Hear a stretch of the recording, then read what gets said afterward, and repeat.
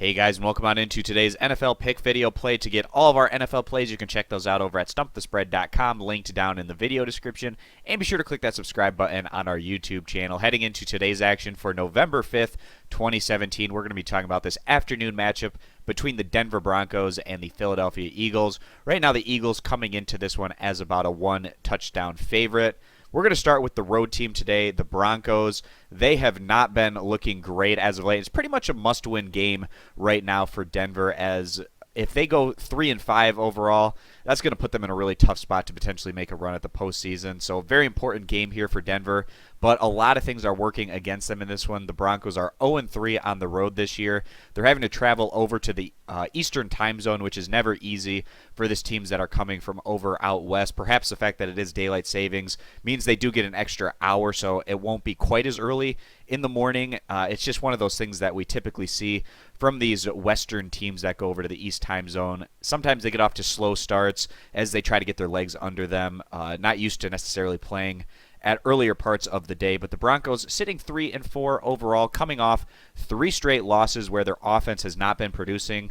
They fell at home to the Giants 10-23, and that's a Giants team that hasn't been playing all that well this year. They lost on the road to the Chargers 0-21. In their last outing, they fell on the road to the Chiefs 19-29, and now they're heading into their third straight road game, which is another tough situation for the Broncos, consistently going on the road week after week and not showing great results on the offensive side of the ball. Can really beat down the mentality of a group overall. So on the year right now, the Broncos ranked 24th in the NFL in scoring average compared to 13th in total team defense, and their defense is even better than those numbers would suggest, given the fact that the offense hasn't necessarily always put this defense in a great position. The Broncos were a bit more competitive than that 19-29 defeat against a pretty solid Kansas City team would suggest. Last week, they put up nearly 200 yards through the air, about 177 yards on the ground, while defensively they gave up just 79 rushing yards and 197 passing yards. The issue was Trevor Siemian continuing to have a tough time. He threw 3 interceptions, which was basically the decider and major momentum shifter for the opponent in that one, as Denver went on to go and lose that game. And now, again, heading into their third straight road game, going over to the Eastern time zone, and just a lot working against the Broncos at this point in the year. But perhaps this is going to be their final stand, saying, you know, we have to go out there and perform and put up a really strong showing if we're going to have any shot at making the postseason this year.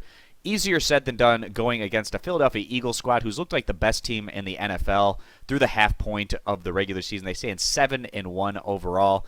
They've gone on to win their last 6 games in a row, and a number of these wins have been by large margins, especially when they've gone against some of these Western teams on their home field. So, for instance, they beat the 49ers in their last outing at home by 23 points.